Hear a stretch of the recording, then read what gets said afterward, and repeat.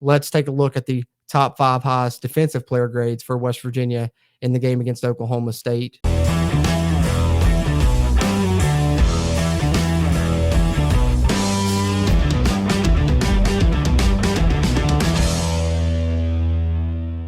Starting here at number 5, we got a player in the defensive backfield. Malachi Ruffin came out with a 71.2 grade against the Cowboys there.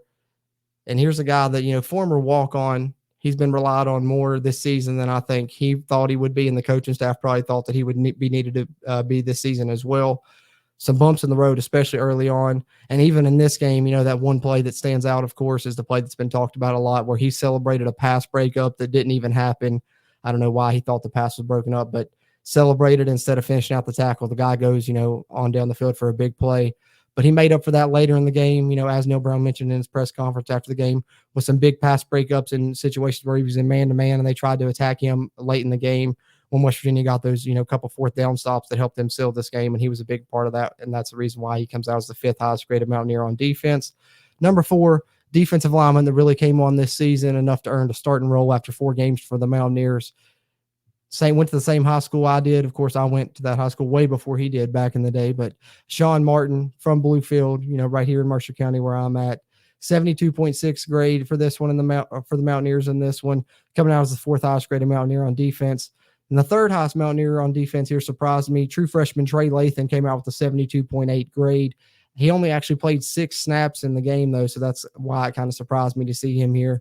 But he does come out as the 3rd highest graded Mountaineer on defense, and I do believe this is definitely his first time appearing on the top player grades this season. So at least he closes out his true freshman season with that. He can have that, badge to his honor. Number 2, Jasir Cox, linebacker, 79.8 grade. Hate that he doesn't get to come back for one more season because I thought late in the season he really turned it on, specifically in these last 3 games, was an outstanding player for the Mountaineers. I know, 2 games ago had 12 tackles, 13 tackles last game. Don't exactly know what his stat line was against Oklahoma State, but obviously another good performance to come out as the 2nd highest graded Mountaineer on defense with a 79.8 grade in the game against Oklahoma State. And the top graded Mountaineer on defense in the season finale, how fitting to close out his career. Dante Stills with an 80.4 grade comes out as the highest graded Mountaineer on defense in the game against Oklahoma State.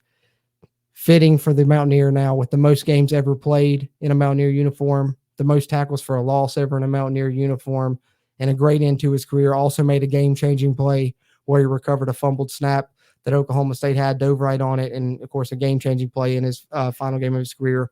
Also comes out as the highest graded Mountaineer on defense with 80.4 grade, and he's been here almost every week. So shout out to him for a great 2022 season, despite West Virginia not having the best record and best success record-wise. He still had a great, conclusion to an absolutely successful Mountaineer career, and he's one of the all-time greats.